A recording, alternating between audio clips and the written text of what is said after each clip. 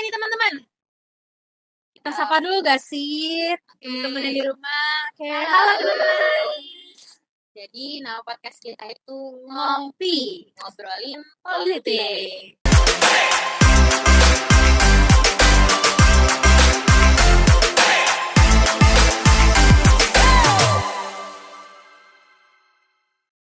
Dan kali ini kita tuh mau ngebahas tentang yang paling dekat sama kita nih.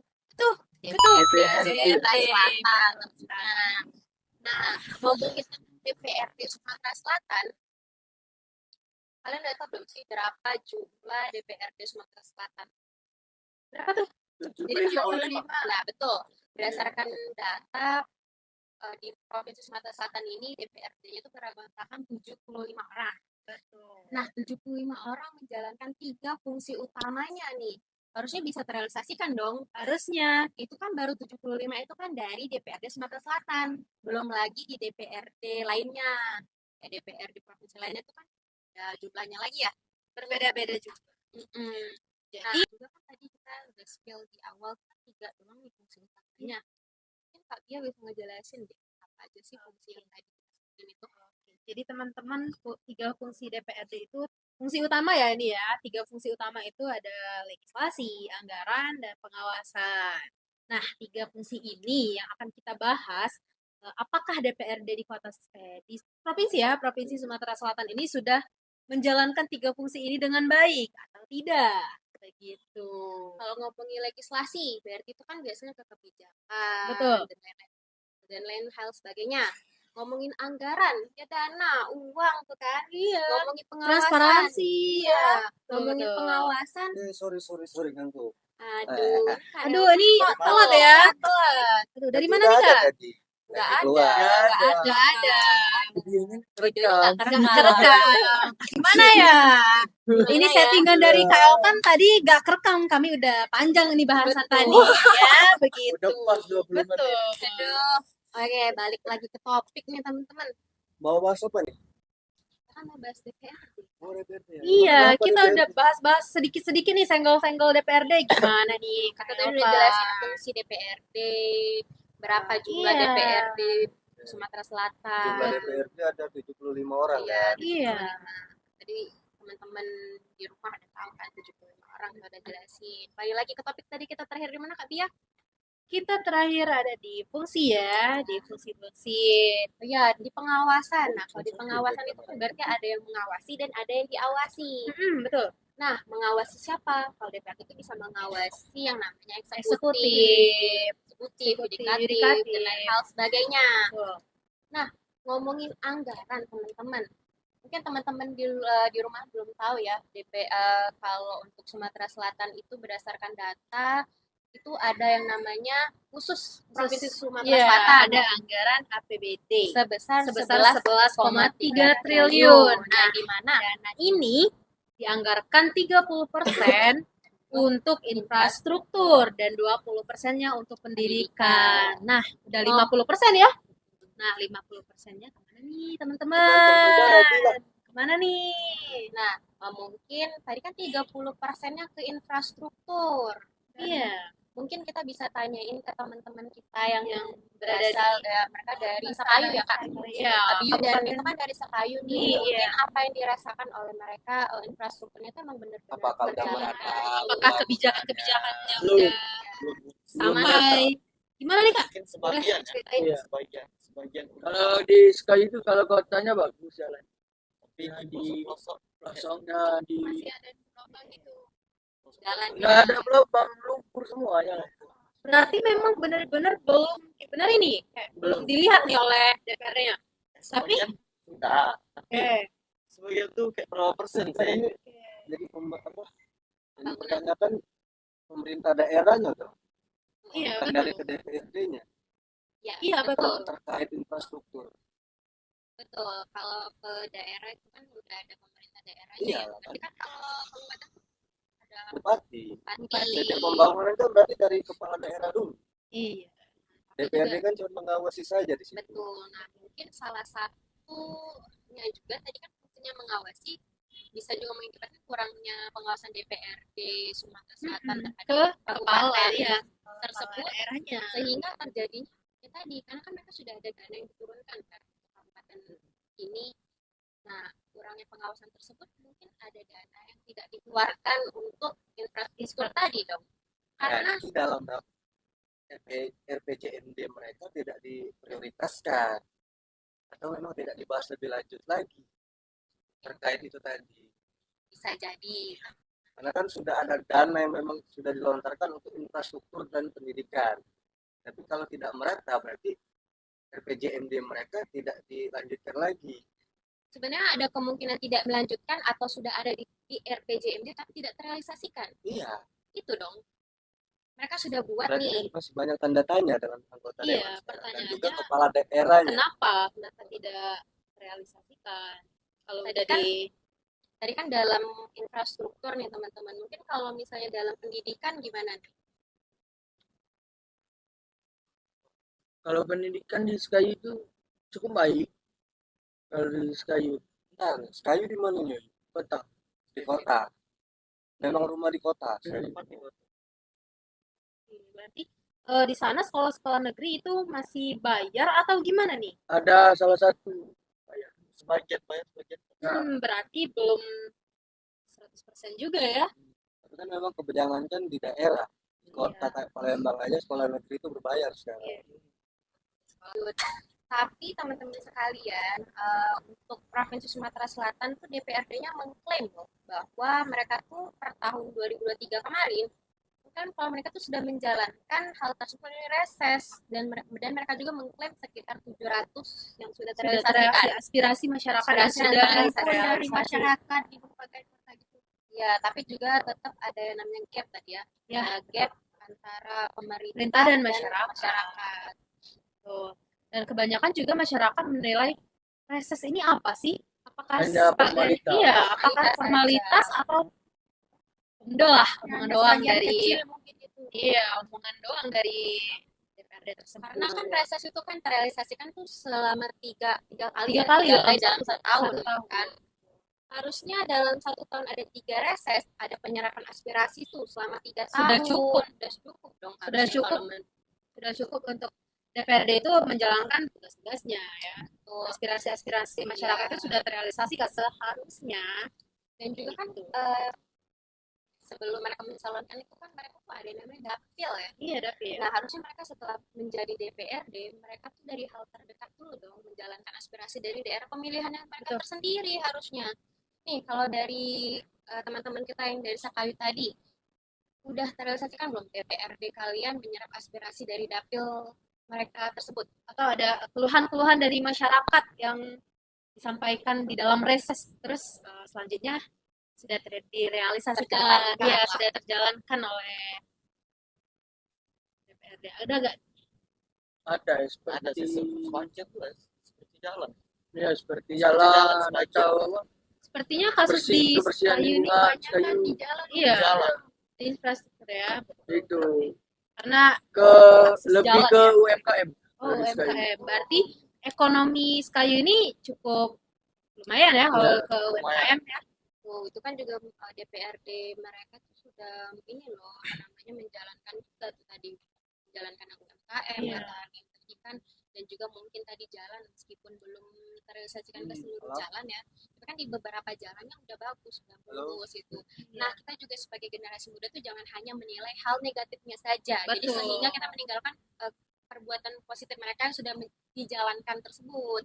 Baiknya lagi kita support ya, kita support DPRD dan jikalau ada jalan-jalan yang memang belum terlihat atau belum tersentuh oleh DPRD, ada baiknya kita yang melaporkan sendiri dengan inisiatif agar mereka dapat melihat kondisi dan keadaan jalan tersebut. Karena mungkin tahu ya mungkin salah satunya tadi dari pemerintah daerah yang belum menjalankan. Betul. Jadi sehingga mereka tuh tahu nih, oh kalau daerah ini belum menjalankan dan bisa mendapatkan sanksi atau dan lain Iya, sebagainya. betul.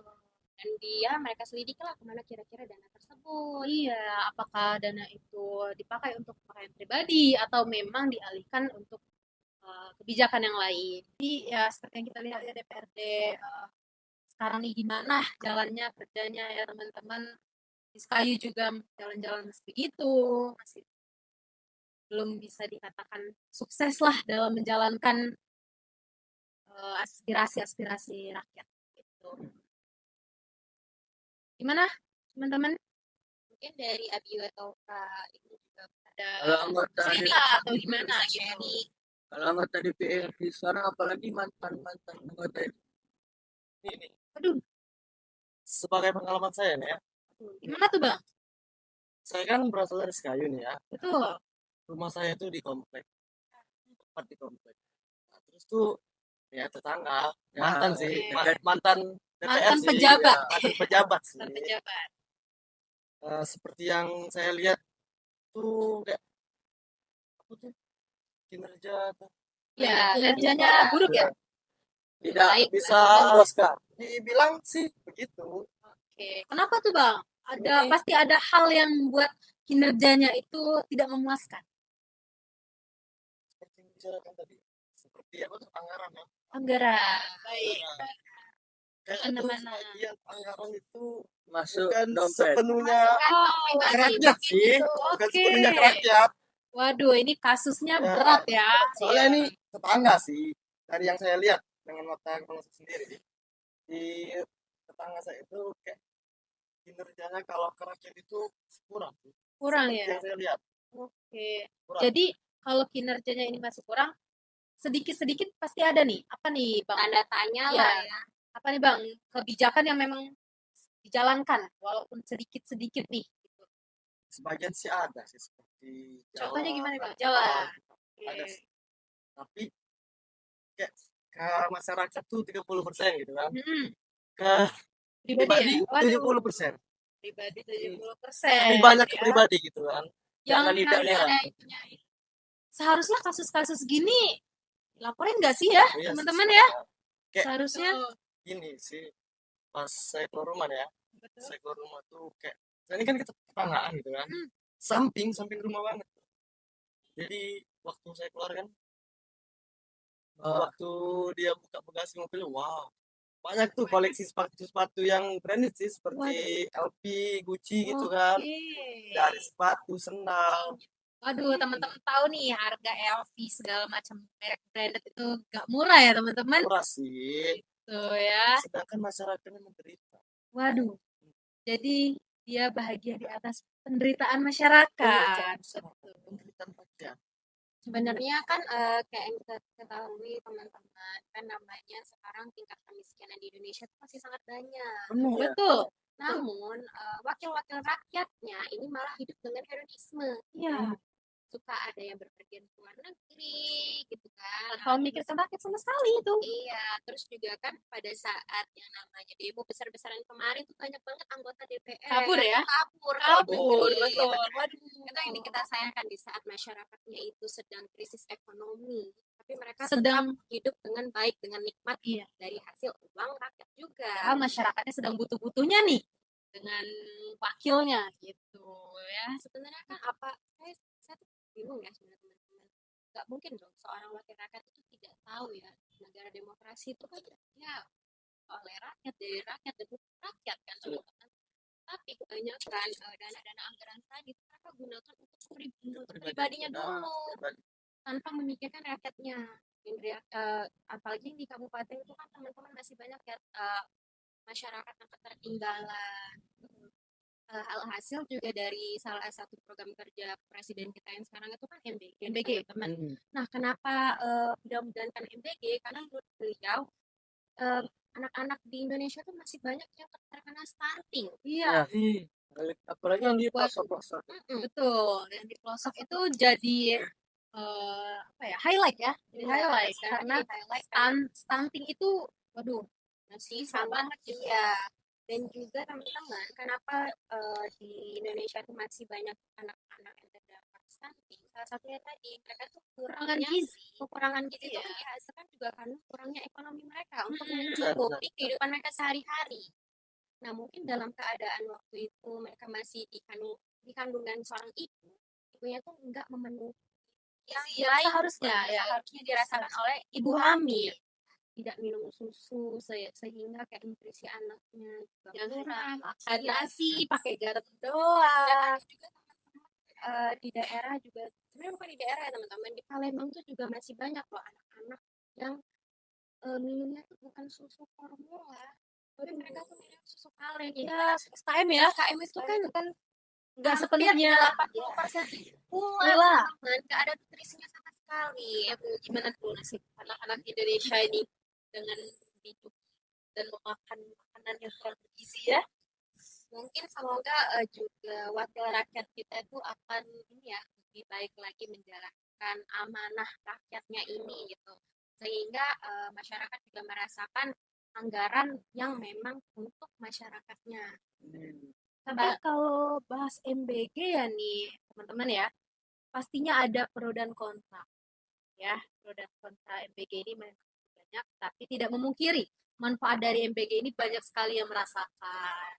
Mungkin sebelum kita lanjut ke salah satu program kerja pemerintah tadi seperti Iya. kata dia, kayak ada sebuah fakta nih teman-teman, kalau BPS ya, ini di tahun 2024 itu untuk Provinsi Sumatera Selatan itu kan namanya DPRD itu kan berkaitan dengan pelayanan juga ya, pelayanan pemerintah daerah lah gitu.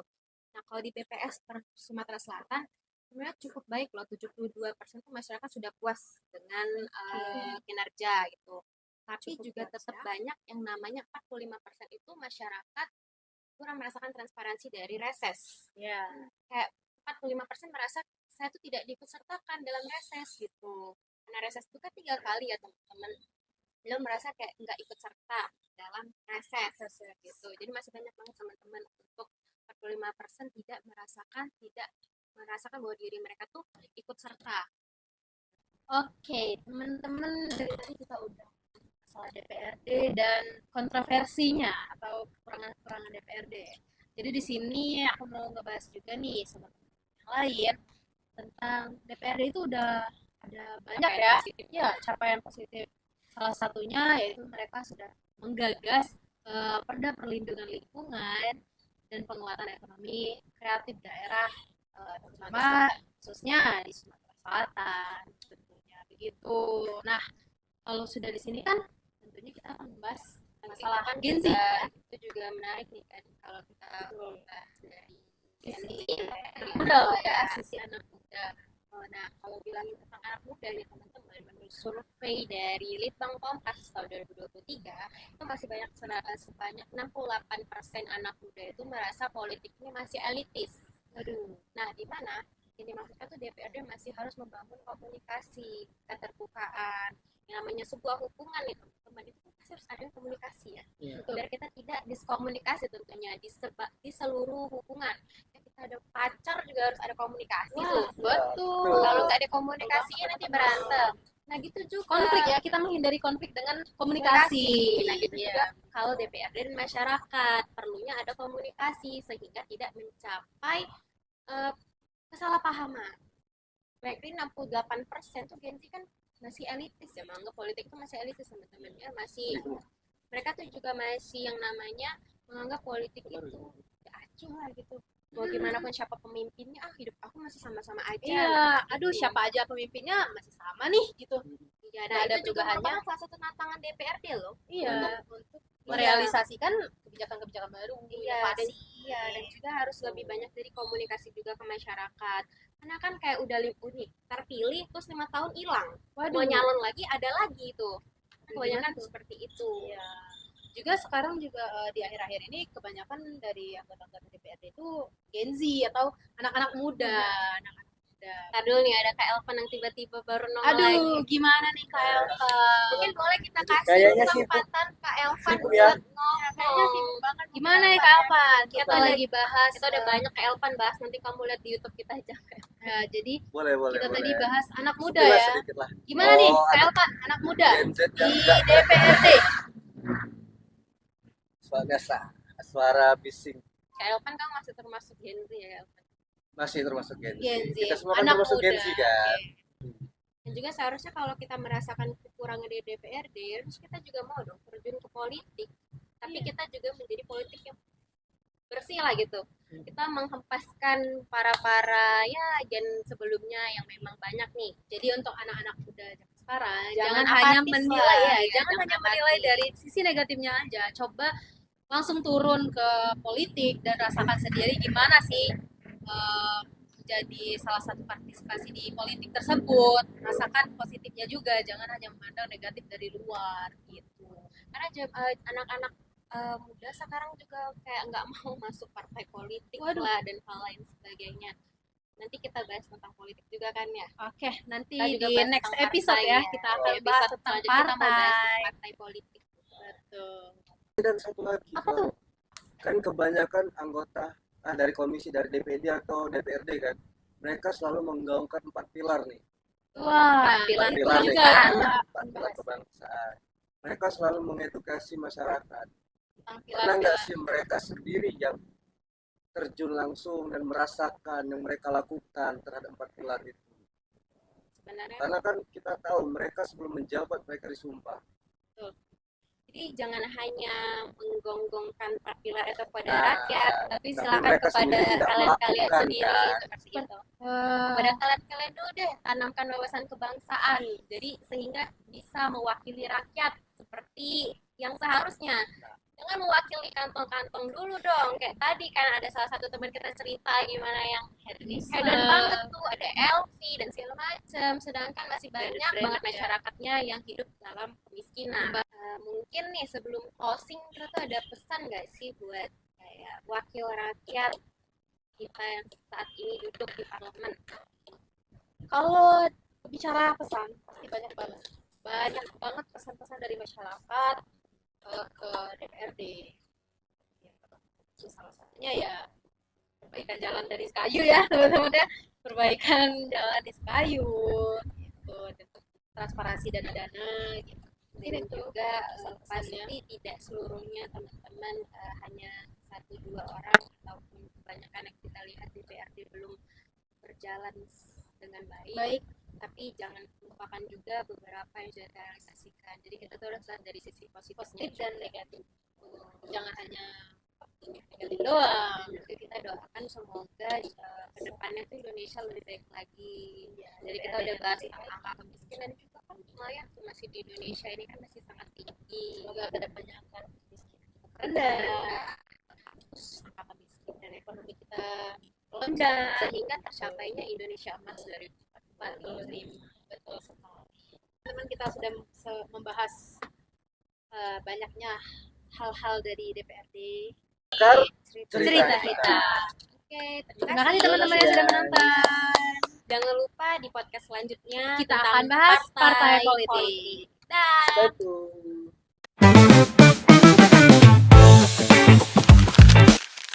Gaya dulu gaya di akhir biar aku untuk cek kasih sampul.